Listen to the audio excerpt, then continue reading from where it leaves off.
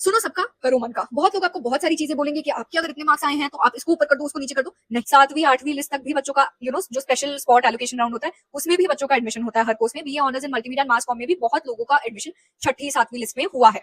Hello everybody, so this is the last video which is basically the third part of my CVT guide series and इस video को मैं अब इसलिए post कर रही हूँ because most of you are done with your CVT exams and now is the time when you have to do a lot of research and think about what your preference list is going to look like, how to apply for which quota and what are the processes basically of CSAS allotment until you finally get your dream college. So without any further ado, let's get started. तो अब next step में आपको क्या करना है, आपको अपनी preference list बनानी है। प्रेफरेंस लिस्ट बनाने के लिए सबसे पहले तो आप देखोगे कि आप कौन से कोर्सेज के लिए एलिजिबल हो। And as I have mentioned earlier in this video and the other videos, आपको ऑप्शन मिलता है। बेसिकली 12th में आपने जितने भी सब्जेक्ट्स दिए होते हैं, आप उनके लिए डीओ में एलिजिबल हो उन कॉम्बिनेशन को यूज करके किसी भी कोर्स में एडमिशन लेने के लिए, राइट। हर कोर्स का जो रिक्वायरमेंट होता है वो अलग हो सकता है। BA honours in multimedia and mass communication, again I am telling you, language, एक domain specific subject and general test, ये रिक्वायरमेंट है, ठीक है। तो बेसिकली आपने जो भी पेपर्स दिए होंगे उसके बेसिस पे सीयूईटी का जो सीएसईएस का जो पोर्टल है वो ऑटोमेटिकली आपको बता देगा आप किन कोर्सेज के लिए एलिजिबल हो। तो आपने पहले से अब रिसर्च कर रखी है, आपने पता कर रखा है कौन सा कॉलेज, कौन सा कोर्स, क्या कॉम्बिनेशन बेटर है। उसी हिसाब से अब आप अपनी प्रेफरेंस लिस्ट बनाओगे। ये चीज मैंने बहुत बार बोली है but at the cost of repeating myself for the 100th time, basically जब आप सीयूईटी की प्रेफरेंस लिस्ट बनाते हो, so be clear in your mind and heart. या तो आप कॉलेज को प्रेफरेंस दोगे या आप कोर्स को प्रेफरेंस दोगे। जो लोग कॉलेज को प्रेफरेंस देते हैं उनकी प्रेफरेंस लिस्ट कैसे बनती है, अगर उन्हें एक्सपोजर के बारे में ज्यादा सोचना है, if they are thinking about the facilities, about the name of the college, तो फिर उन्हें उस कॉलेज में कैसा भी कोर्स मिल जाए they will be willing to study it, be it a BA program course also. अब मैं ऐसा नहीं कह रही कि बीए प्रोग्राम में घुसना आसान है, बट ऑनर्स कोर्स के लिए जनरली ज्यादा कंपटीशन रहता है। At the same time when you look at a person who is more concerned about a course, तो अगर उसे एक कोर्स मे बी टॉप के कॉलेज में नहीं मिल रहा है पर किसी और कॉलेज में मिल रहा है, लेकिन उसको वही कोर्स परस्यू करना है, तो उसकी प्रेफरेंस लिस्ट अलग बनेगी। इन द फर्स्ट केस, जो फॉर्मर केस था हमारा, उसमें हो सकता है कि any random course, any course which you know you're like ये कोर्स डिसेंट है बट ये कॉलेज बहुत बढ़िया है, तो मैं उस हिसाब से उस कॉलेज को ऊपर रखूंगी। But in the second case where your course is more important, तो हो सकता है कि आप अलग अलग कॉलेजेस का वही कोर्स रखो, उसके बाद अपने सेकेंड कोर्स की प्रेफरेंस पे जाओ। सपोज जैसे मेरा मन था कि मैं साइकोलॉजी ऑनर्स ही करूं, तो मैंने अलग अलग कॉलेजेस के साइकोलॉजी कोर्सेज को ऊपर रखा था। उसके बाद कोर्सेज में मेरी सेकंड प्रेफरेंस थी जर्नलिज्म, तो साइकोलॉजी के सारे कॉलेजेस के बाद फिर मैंने जर्नलिज्म के कॉलेजेस रैंकिंग्स के हिसाब से, जो भी एनआईआरएफ रैंकिंग्स होती हैं, जो भी ग्रेडिंग्स होती हैं, उसके हिसाब से फिर जर्नलिज्म के कोर्सेज प्लेस किए थे। बट अगर आपके लिए कॉलेज जरूरी है तो आप क्या करोगे, एसआरसीसी है उसके सारे कोर्सेज डाल दिए। एसआरसीसी में तो खैर लिमिटेड कोर्सेज होते हैं, मिरांडा हाउस है उसके सारे कोर्सेज डाल दिए। वेराज मैंने क्या किया था, मैंने साइकोलॉजी के सारे कॉलेजेस डाले और उसके बाद जर्नलिज्म मल्टीमीडिया मास कॉम के सारे कॉलेजेस डाले। सो मल्टीमीडिया मास कॉम तो सिर्फ आईपीसीडब्ल्यू में, पूरी दिल्ली यूनिवर्सिटी में सिर्फ हमारे कॉलेज में ये कोर्स अवेलेबल है। But this is how you should think while making the preference list. You can obviously take help from the millions of YouTube videos that are being made and आपको अच्छे से guidance भी मिलेगी।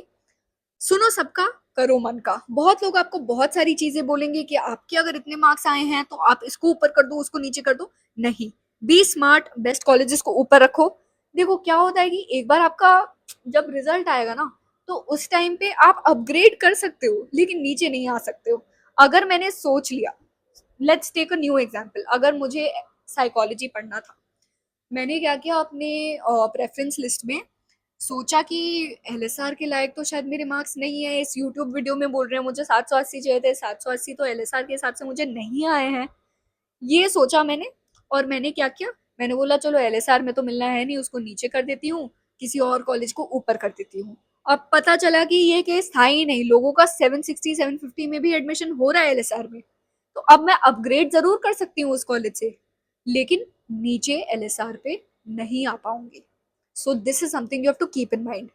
जो भी course या college जो भी है आपके दिमाग में जो बेटर है, जो आपको ज्यादा चाहिए, उसको ऊपर रखो, सिंपल लॉजिक के साथ जाओ। जो आपको ज्यादा पसंद है, जो आपके लिए ज्यादा इंपॉर्टेंट है, जो आपके लिए ज्यादा बेटर है, उसको आप ऊपर रखो और फिर उसी डिक्रीजिंग ऑर्डर में फिर नीचे आते जाओ। So once you have filled all your preferences, and preference list भरते टाइम ये भी बोला जाता है कि ओवर कॉन्फिडेंट मत रहो, अपने आप को ओवर एस्टिमेट मत करो, एंड काफी सारे बैकअप कोर्सेज भी भरो। Backup courses and college combinations को हमेशा अपने दिमाग में रखो ताकि आपका ऑप्शन खुला रहे। 7वीं 8वीं लिस्ट तक भी बच्चों का जो स्पेशल स्पॉट एलोकेशन राउंड होता है, उसमें भी बच्चों का एडमिशन होता है। हर कोर्स में BA honours in multimedia and mass com में भी बहुत लोगों का एडमिशन 6ठी 7वीं लिस्ट में हुआ है।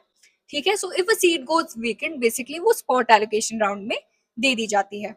तो इसीलिए आप बहुत सारे बैकअप कोर्सेज रखो, बैकअप ऑप्शंस रेडी रखो।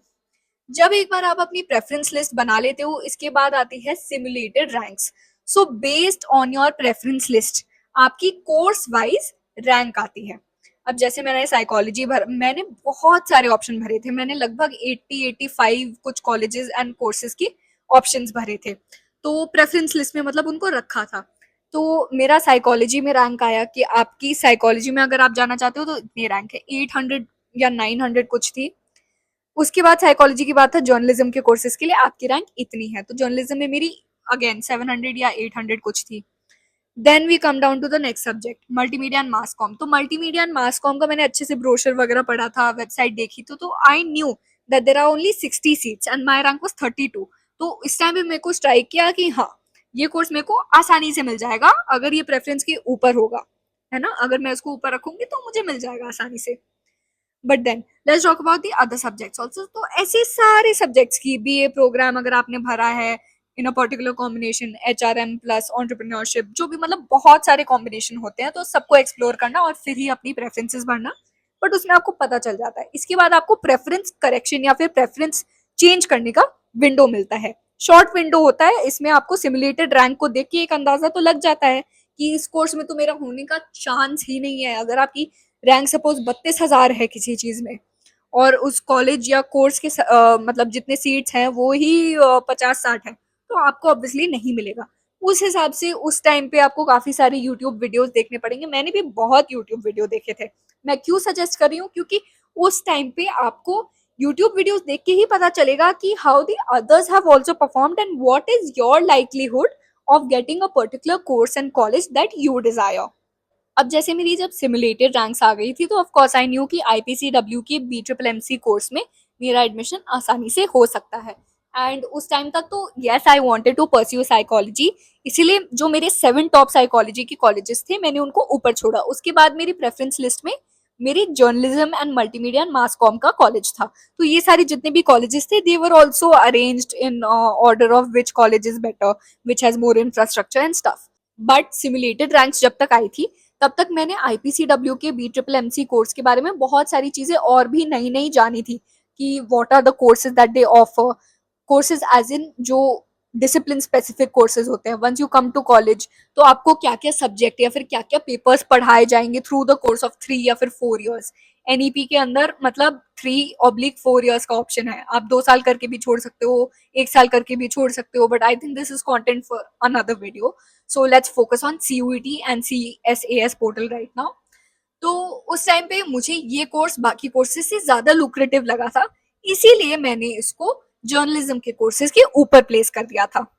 बट अगर आप मेरी जगह होते तो आप हो सकता है आईपीसीडब्ल्यू को जर्नलिज्म के कोर्सेज के नीचे रख देते, उसमें भी कोई बुराई नहीं है, कोई गलत बात नहीं है। ठीक है, मेरा preference was more towards multimedia and mass communication, because उसके अंदर जो पेपर्स हम पढ़े थे, आप सिलेबस जरूर चेक करना अपने कोर्स एंड कॉलेज का, जहां पे भी आप जाओ। ऐसे तो कोर्स वाइज सिलेबस होता है, and the same syllabus for a particular course A और B और C is followed across all colleges. But मेरे केस में BMMC सिर्फ मेरे कॉलेज में था, तो मैंने सिलेबस चेक किया था, क्या क्या इक्विपमेंट है, क्या क्या इंफ्रास्ट्रक्चर है, और फैकल्टी के बारे में सब कुछ मैंने वेबसाइट पे चेक किया था। So again you have to make inform choices and decisions, इसीलिए मैंने साइकोलॉजी के कोर्सेज के बाद आईपीसीडब्ल्यू रख दिया था। सिमुलेटेड रैंक्स जब आप एक बार दे देते हो, उसके बाद आपका जो फाइनल रिजल्ट है, जो सीट एलोकेशन है, उसका राउंड 1 डिक्लेयर हो जाता है। राउंड 1 के अंदर आपको कॉलेज एलोकेट हो जाएगा अगर आप if you make cut. Round 1 के अंदर कॉलेजेस एलोकेट हो जाते हैं अगर आपका मेरिट सही है तो मेरा फर्स्ट राउंड में आईपीसीडब्ल्यू में BNNC ऑनर्स मुझे मिल गया था।